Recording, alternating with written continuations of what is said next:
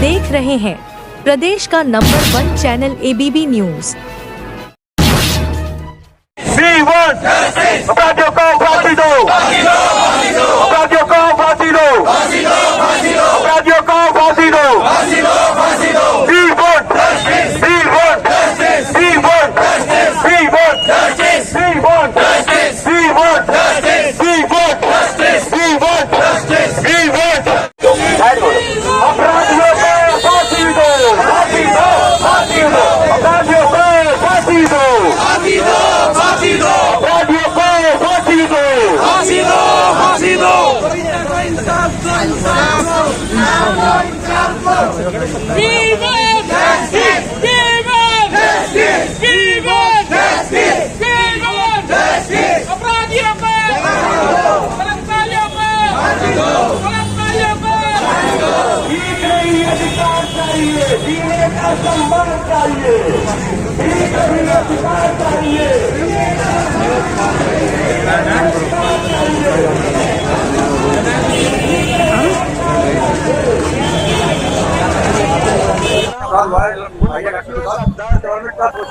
ये देखिए कलकत्ता आप डॉक्टर आप कलकत्ता वाले इसी पे बात कर रहे हैं, उसके बाद में तो बहुत हो गए जो रुकने का नाम नहीं ले रहा।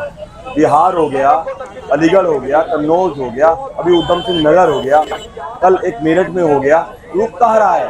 आज इसी गाजियाबाद के अंदर 2.5 साल की बच्ची को वो दफनाई हुई बच्ची को दोबारा निकाल के पास पोस्टमार्टम हो रहा है। 2 महीने पहले उसके साथ यही हुआ था।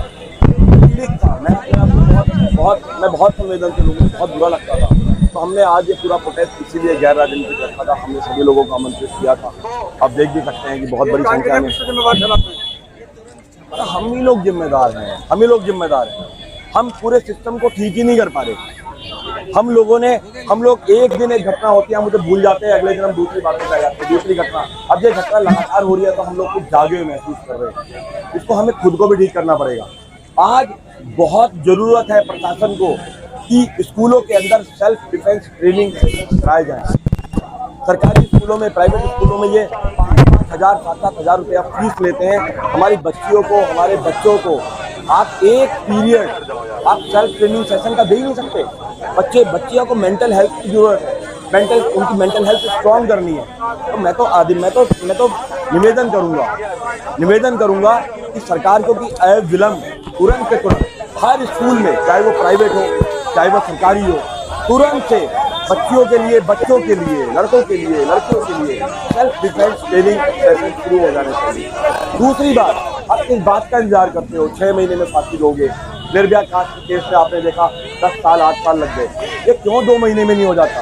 अपराधी अपना स्वीकार कर लेता है, अपना गुनाह कबूल कर लेता है, आप क्यों 1 महीने में नहीं टांगते? और मैं एक और बात बताता हूँ, ऐसे जघन्य अपराध में फांसी की जगह जेल घर नहीं है, फांसी घर नहीं है, चौराहे पे फांसी दो। जिस दिन आप चौराहे पे फांसी दे दोगे, ये अपने आप चीजें ठीक होने लगेंगी। मैं जितने भी लोग मुझे देख पा रहे हैं, मैं तो खाली हाथ जोड़ कर अपील करूंगा, आपको अपने घर को भी संभालना है, अपने आसपास भी देखना है। हर बच्ची आपकी बच्ची है, निगाह रखें। गिद्ध घूम रहे हैं इस देश के अंदर, आपको निगाह रखने की जरूरत है, उन गिद्धों से बचाने की जरूरत है। हर बेटी आपकी बेटी है और डॉक्टर नहीं लड़ेंगे इस मुद्दे पे, हम भी लड़ेंगे। हर एसोसिएशन को, हर व्यक्ति को, हर घटनाक्रम पर साथ आना चाहिए, लड़ाई मिलकर लड़नी चाहिए। सभी सोशल मीडिया उसको दिखा रहा है, लेकिन बात ये आती है कि ये सिर्फ डॉक्टर के साथ नहीं है, ये बेटियों के साथ ऐसा क्यों हो रहा है? जो वो बेटी थी, वो अकेली बेटी थी, और अकेली बेटी माँ बाप की जो इस उम्मीद से पढ़ाई गई थी कि वो बुढ़ापे में उनका सहारा बनेगी, उसको उससे पहले ही उन लोगों ने समाप्त कर दिया। और वो माँ बाप जिन्होंने पढ़ा के बेटी को यहाँ तक पहुँचाया, अब वो अंधेरे में हैं, उम्मीद कर रहे हैं किसी वहाँ की गवर्नमेंट से कि उनको न्याय मिले। न्याय का आप लोगों को सबको पता है, जो अभी निर्भया हुआ था पहले वाला, उसमें कितने समय बाद न्याय मिला। तो मैं बस एक शब्द आप लोगों को ये गुजारिश करूँगा कि न्याय तो चल रहा है, सीबीआई जांच कर रही है, लेकिन जो तनख्वाह उनको मिल रही थी बेटी को, वो तनख्वाह उसको 60 साल तक उनके माँ बाप को दी जाए। और जितनी भी हमारी एनजीओज हैं वो सब उनकी हेल्प करें, उनके माँ बाप की हेल्प करें। वो अकेला सहारा नहीं हुई, सबको पता है उस बारे में, तो इसको बार बार हमें लगता है बताने की जरूरत नहीं है कि उनके साथ क्या हुआ है और क्यों हुआ है, सबको पता है। और इस मूवमेंट को एक्चुअल में हम लोग सारे डॉक्टर पूरी भारत के पॉलिटिसाइज नहीं करना चाह रहे हैं, तो इसमें कोई भी अगर ऐसा कोई वक्तव्य देता है तो वो मेरे ख्याल से अच्छा नहीं रहेगा। दूसरी बात ये है कि ये हमारी जो अभी हम कैंडल मार्च करेंगे, ये एक शौक के लिए कर रहे हैं कि कोई अत्याचार लड़की के ऊपर हुआ है, तो जितना भी वीडियोग्राफी होगी या फोटोग्राफ होंगे उसमें कोई हंसता हुआ चेहरा अगर आता है तो वो सारा जो मूवमेंट है हमारा उसको खराब करता है, क्योंकि ये हंसने वाली बात नहीं है, ये गंभीरता से सोचने वाली बात है। तो हम सब लोग गंभीर रहें इस मोमेंट में, बस यही आप लोगों से मेरी विनती है। धन्यवाद। इस मुहिम में शामिल हुए सभी संबंधित साथियों, बहुत ही दर्दनाक घटना है और बार बार इन घटनाओं की पुनरावृत्ति होती है, लेकिन हमारी सरकारें इनको रोकने में कहीं न कहीं विफल है। जो हमारे साथियों ने, भाई हमारे पंकज शर्मा जी के साथ साथ हमारे डॉक्टर साहब और सभी हमारे साथियों ने जो फैसला लिया है, आज पूरा देश इस दर्द से चिल्ला रहा है। इस दर्द का मुझे इसलिए नजदीकी से पता है क्योंकि मेरी बेटी भी डॉक्टर है, मुरादाबाद में डिस्ट्रिक्ट हॉस्पिटल में वो कार्यरत है। किस तरह हमने उनको पाला पढ़ाया, शायद हमको उनको पढ़ते हुए देख करके हमें उस समय दर्द होता था जब वो पढ़ती थी, कितना उन्होंने एनर्जी लगाई है, पढ़ती वो थी, दर्द हमको होता था, समय उनका नष्ट होता था, परेशानी हमें होती थी। किन किन परिस्थितियों से गुजर करके हमने वहां तक बच्ची को बचाया। आज ठीक उसी दर्द को मैं यहाँ देख रहा हूँ। बीच बीच में ये घटनाएं ना हो, इनकी पुनरावृत्ति ना हो, इसलिए सरकार की आंखें खुल जाएं।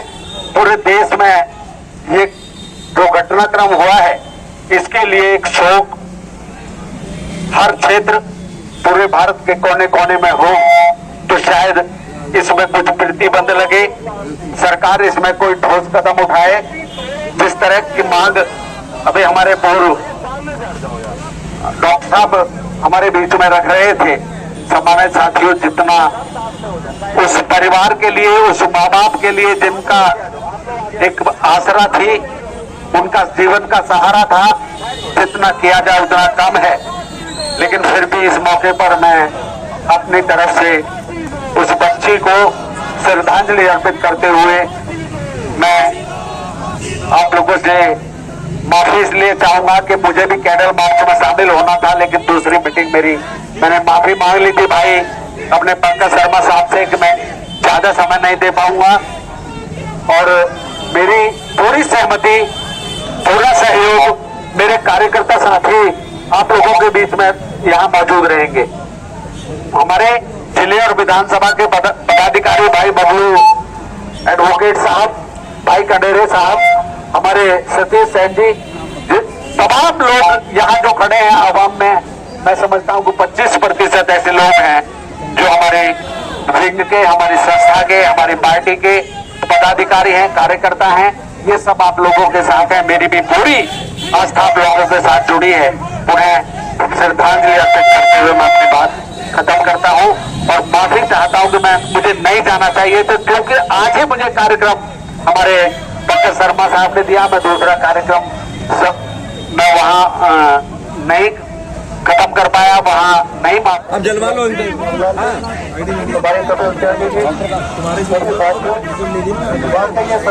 मामला है और घटना भारत में रुकने का नाम नहीं ले रही है। हाथरस की घटना इतना विवश हुई, उसके बाद तमाम आवाजें उठी, आंदोलन भी हुए देश में, लेकिन उसके बाद जो मित मानसिकता के लोग हैं, उच्चित मानसिकता के लोग हैं, वो बाज नहीं आ रहे हैं और बच्चियों के साथ, बहनों और माओं के साथ लगातार इस तरह की घटनाएं हो रही हैं। हम यहाँ सभी संवेदनशील लोग इस घटना की भर्त्सना करते हैं और उस बेटी को जो अपनी श्रद्धांजलि अर्पित करते हैं। बहुत बहुत धन्यवाद। ये जो घटना घटी जगन्नाथ अपराध हुआ है, इसके बारे में क्या सोचना आपको? मैं कहना चाहूँगा केवल कोलकाता की बात नहीं है, आज स्थिति ये है पूरे भारतवर्ष की कि जो बेटियां हैं, महिलाएं हैं, रात को रात दिन में भी निकलते हुए डर रही हैं। और अभी मैंने 15 अगस्त को माननीय प्रधानमंत्री जी का भाषण सुना और अगर जो मैं उनसे आग्रह करता हूं कि अगर जो आपको इतना दुख है और संसद में पक्ष विपक्ष के जितने भी लोग बैठे हैं वो पब्लिक ने चुन करके पहुँचाए हैं संसद के अंदर, मैं सभी सांसदों से और विधायकों से, तमाम देश की गवर्नमेंटों से आग्रह करूंगा कि कम से कम ऐसी घटनाओं को रोकने के लिए सख्त से सख्त कानून बनाया जाए और उन बच्चों को न्याय मिले, उनके माँ बापों को न्याय मिले। एक अकेली बेटी जिसको उनके माँ बापों ने कर्ज पानी लेकर के उसको पढ़ाया लिखाया, ये सोच करके ये समाज की सेवा करेगी, परिवार को पालेगी, और उसके साथ ये जघन्य अपराध हुआ, इसके लिए बहुत ज़्यादा दुखी हैं। और मैं चाहता हूँ माननीय प्रधानमंत्री जी से भी आप प्रेस के माध्यम से कि वो अब जनता की आवाज़ सुने और सदन में जितने पक्ष और विपक्ष के लोग बैठे हैं वो लोग इस मामले को लेकर के, ये कई सारे निर्भयाकांड हो चुके हैं, इस मामले में एक सख्त कानून बनाएं। कल जो महिला डॉक्टर थी जी, डॉक्टर उसके बाद घटना घटी है, उसके बारे में क्या? ये जो कलकत्ता में जो महिला के साथ में घटना घटी गई है, ये बहुत ही दर्दनाक है और ये तो उनको पता होगा जो लड़की के परिवार वाले जो उससे संबंधित है। ये एक अकेली घटना नहीं है, पूरे इंडिया के अंदर हर राज्य में हर डिस्ट्रिक्ट में हो रही है और ये केंद्र सरकार भी जानती है कहाँ कहाँ हो रही है, लेकिन चुप्पी साध है। एक तरफ तो केंद्र सरकार कहती है कि बेटी बचाओ, दूसरी तरफ इन पर बलात्कार पर क्यों इन पर वो नहीं शिकंजा कसा जा रहा है, ये पता है केंद्र सरकार। महिला डॉक्टर जघन्य अपराध हुआ, इस बारे में क्या ओपिनियन है आपका? To be hanged till that is not the decision. उनको चौराहे पे खड़े होकर उनको इस तरीके की सजा देनी चाहिए। This is not the decision that they have to deserve hanged till that. क्या उनको जो फांसी की सजा होनी चाहिए, क्या होनी? बिल्कुल होनी चाहिए। आज आपने क्या कार्यक्रम आयोजित किया है? आज हमने मार्च निकाला और यहाँ पर हमने कैंडल्स जलाई, हमने डिमांड रखी है, अब देखिए क्या होता है।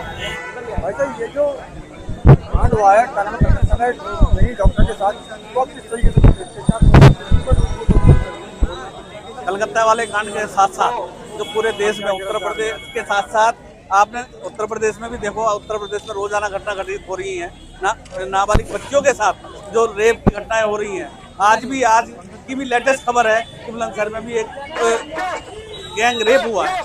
तो ये जो घटनाएं हो रही हैं, आपने देखा होगा अभी उत्तराखंड में नर्स के साथ हुआ, आपने देखा होगा जो पटना उसमें बिहार के अंदर भी 2.5 साल की बच्ची के साथ भी हुआ। यहाँ भी एक आपने देखा होगा हापुड़ के अंदर भी बच्ची के साथ रेप हुआ। तो ये जो अप्रिय घटनाएं हो रही हैं, जघन्य अपराध हो रहे हैं, इन जघन्य अपराध के लिए हम लोगों ने आज कैंडल मार्च निकाला है। हमारी उत्तर प्रदेश सरकार से और केंद्र सरकार से हमारी यही मांग है कि उन लोगों को फांसी होनी चाहिए, उन बच्चियों को इंसाफ मिलना चाहिए। उस इंसाफ के लिए आज हम लोगों ने कैंडल मार्च निकाला। इसमें उत्तर प्रदेश सरकार के साथ साथ पूरे केंद्र की जितने भी राज्यों के जहाँ घटनाएं हो रही हैं, वहाँ की सरकार सारी भ्रष्ट हो चुकी हैं, सारी जिम्मेवार हैं और जितनी सरकार हैं उन्हें अपना इस्तीफा दे देना चाहिए। हमारा राष्ट्रपति शासन लगना चाहिए। जैसा कि अभी हम लोग कह रहे हैं कि हुआ है, उसके लिए सरकार जिम्मेदार है। देखिए, ये किसी सरकार पर दोषारोप करने का विषय नहीं है, क्योंकि ये देश का घटनाएं इस तरह घट रही हैं, नृशंस हत्याएं की जा रही हैं महिलाओं की, बेटियों की, बहनों की, क्योंकि हर घर में महिला और बहनें असुरक्षित महसूस कर रही हैं इन घटनाओं से और नृशंस हत्या कर दी जा रही है। और हम सरकार पर दोषारोपण की भूमिका में कार्य कर रहे हैं। यह एक स्तरीय सोच का कार्य है, क्योंकि प्रत्येक राज्य में, चाहे हम किसी राज्य पर दोष नहीं दे सकते, किसी बीजेपी सरकार राज्य में घटनाएं घटित हुई या किसी बसपा के सरकार में घटित हुई या सपा के सरकार में घटित हुई। इसीलिए हमें यह मानवीय मुद्दा मानते हुए, चूंकि हम उस देश के ऐतिहासिक घटनाक्रम को उठा ले जहाँ पर बेटियों को पहले से ही पूजा जाता है, और आज हम जब अपनी बात रखने का समय आता है तो हम एक दूसरे पर यह पल्ला झाड़ लेते हैं कि ये तो भला सरकार में इस तरह के कृत्य हुआ है, क्योंकि उत्तर प्रदेश की सरकार में भी ऐसे बहुत सारे नृशंस हत्या की जाती है। इसलिए हमें सचेत होना पड़ेगा और प्रधानमंत्री जी के द्वारा जो कहा जाता है बेटी बचाओ और बेटी पढ़ाओ, उस नीति को लागू करना होगा, ना कि किताबी ज्ञान मानकर उसे संचालित कराना होगा। SBN का प्रयास कोई भी बेटी ना रहे शिक्षा से खाली हाथ पढ़ेगी बेटी तो शिक्षित होंगे 3 परिवार।